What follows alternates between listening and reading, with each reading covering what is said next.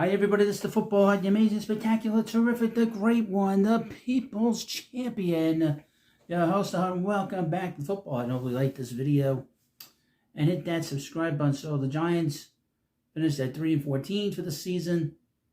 It was a complete total disaster. John Mara, the owner of the Giants, decided to keep Coach Brian Daboll and General Manager Joe Schoen. Why? I don't know why. I would mention the Giants could probably use another guy in this front office that could be like the boss of them. Is there a president of football operations with the Giants? I don't think there is. So I'm thinking maybe it's best to get another guy in here that can really evaluate things properly. Because obviously the owner is doing a lousy job. And he's done a lousy job for quite a few years. For 13 years, the Giants have been spinning their wheels, not getting the postseason, being a terrible franchise, and being, quite frankly, an embarrassment. And the last game of the season was kind of indicative of that. On the last drive of the game, the Giants had a chance to tie the game up. There was a offsides penalty, and then there was roughing a passer penalty against the Eagles. And it just sort of says how undisciplined they are, how poorly run they are as a unit, as a group, as a team, as a franchise. And obviously, seeing Saquon Barkley this weekend, playing in the playoffs is not going to go well. And that's upsetting to a lot of people. But Joe Schoen has vowed to not screw up things going forward. We'll see. This is from Giants Wire. Joe Schoen vows not to cripple Giants in an act of self-preservation. When the chips were down in 2016 and his job was on the line, then New York Giants general manager Jerry Reese went into self-preservation mode.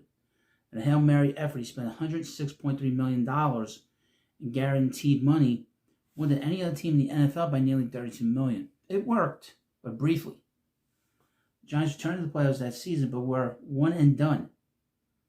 Then in 2017, they got off to a 2-10 start. And both Reese and then head coach Ben McAdoo were fired. Out of here. Facing the same dilemma in 2021. Then general manager Dave Gettleman repeated history. He spent $157 million during free agency, the fifth most by any team. But didn't get the same results Reese had. The Giants finished that season 4-13, and Gettleman was allowed to retire, while then head coach Joe Judge was handed his walking papers. On Monday, Giants co-owner John Mara revealed that current general manager Joe Schoen and current head coach Brian Daboll would be retained, but cautioned that his patience had run out. Mara wouldn't offer a public mandate, but the message was clear: win now or go home. It's a recipe that's failed the Giants twice. Desperation has resulted in two regimes crippling future regimes in the act of self-preservation. But facing those same issues, Schoen vows not to follow in the footsteps of his predecessors. I have a question. Did John Mara ask himself this question? What if we get off to a bad start? What if we have major injuries? What are we going to do if Schoen doesn't draft the right players?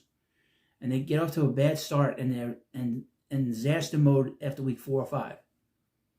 What if they're 0-5 to start the season next year? That's a possibility. The Giants have a very difficult schedule for next year. I mean, it's a very simple question. That's kind of the question I mentioned in the previous video about the New York Jets. The New York Jets brought back Robert Saleh, but they didn't need to. They should have brought in a new coach, and they fired him during the season. And then you're stuck. And then you can't get out of, you're spinning your wheels during the season. Anyway, this is what Schoen had to say. I've got a tremendous amount of respect for the Mara family and the Tisch family. I would never do that. I understand we're going to build this thing the right way. I'm not going to do a Hail Mary for self-preservation or anything like that. But if he had so much respect, he would have done a better job the last 3 years, right? The first year was good, when he went to the playoffs, but things have sort of collapsed since then. We have a plan in place that we believe in, and we're going to stick with that. What is that plan? Again, I've got a tremendous amount of respect for ownership and what they believe in. We have really good communication with them to understand where we are and where we're trying to go. There will be no Hail Mary. It's the second time he said Hail Mary. He said Hail Mary twice. Isn't that interesting? Well, he knows in the back of his mind he can't look like he's going to be desperate and spend tons of money and just look like a disaster. It's easy to say those words, but it's much more difficult to follow through when the clock is ticking. However, Schoen also says that that's of no concern to him. Quote, no. He said when asked if he was worried there was not enough time to fulfill his plan. As for Mara's seeming mandate, Schoen said he and Dable are under no pressure to return the Giants to the playoffs in 2025. No pressure. I mean, you got to get to the postseason. That's what football's all about. It's get to postseason. Get to the playoffs. We've got to continue to build it the right way. If we have a really good roster and you get close, and I think John said it to the guys earlier about progress. We're at 3 wins, Schoen said. We didn't make progress in the direction we wanted to do this year, and it's not good enough. It starts with me to understand that. So if they win 4 games, is that considered progress? If they win 5 games, is that considered progress? But to have an ultimatum, you make the players, or you don't. That changes things, but that's not it. John believes in the people in the building, and Steve Tisch, and they're giving us the ability to build it the right way. Again. Schoen is saying all the right words, but will those match his actions when the pressure is on? We'll find the beginning of the March at the start of free agency. Now, his free agency decisions have not been great. His drafts have been very good, but his decisions for this team, in terms of the on the field, they still haven't been able to figure out the offensive line. I don't know how that's been such a problem. I don't understand that. Why they've had so many problems with the offensive line over the years. You just get big guys that don't make mistakes and tackle. What's the problem? It's been a problem since really for a long time. This is just crazy. It's been like this for all these years. It just doesn't make any sense to your host.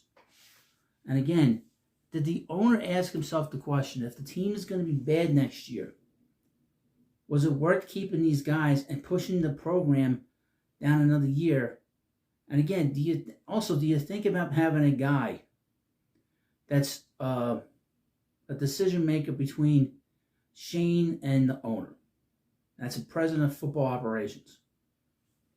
Get another guy in here that is sort of detached and as the go between the ownership and the general manager. I mean, that's what they should think about doing. Because clearly to me, as your host, it makes 0 sense to have the same kind of system. And then, John Mara mentioned that he sits in on meetings all the time. Why? I know he's the owner, and they've owned the team for 100 years. But he's not doing a good job. And he needs to take a hard look at himself, a hard look and see what he's doing wrong in this situation. It doesn't seem like he is doing that. It seems like he is, all right, I'm taking responsibility, I'm not firing these guys. In the past, I fired these people, but that's not taking things to the next step. Clearly, his ability to make decisions in terms of who he could bring in here is flawed, okay? And his ability to be able to decide what needs to be done, in terms of general manager, in terms of the coach, the head coach, and down the line, there's a real problem, and it starts with him. When you've had this problem for 13 years, and they've only made the playoffs twice in 13 years, that is an ownership problem. That's not a coaching problem, and that's not a general manager problem. There's a problem upstairs, all the way upstairs. And since he is the boss, he is the owner, he ultimately is responsible. And clearly there's an issue with him. And he needs to be called out much more forcefully than you see that everybody else is saying. There is a problem with the ownership, okay? If you can't figure out, if you're so involved that you're sitting in on the meetings, you have to take a look at yourself and say, look, I need to bring somebody else in here that can run the football operation, that I can trust 100%, that's had success in the past. And this is another thing, okay? These 2 guys never had success before this. Not because they failed elsewhere. It's the first time they're doing it. What he needed to do, and he didn't do this, was fire both of them, hire president of football operations, and then take it from there. Hire a head coach from there. A general manager and a head coach. Bring in somebody from the past that's been in the front office with the Giants. Maybe make Tom Coughlin the president if he wants to do it. I'm just using him as an example. Now hire Tom Coughlin to be the president of football operations, and say you're going to decide who's going to be the general manager. Find somebody you like, and you do it, and he'll take care of everything else. Or you hire somebody younger. I'm just using Tom Coughlin as an example. Somebody that's won here, knows what it takes to win. That's how I look at it. Now, let me know what you think about that in the comments section. And of course, please subscribe to the Football Hut, and I'll see you later.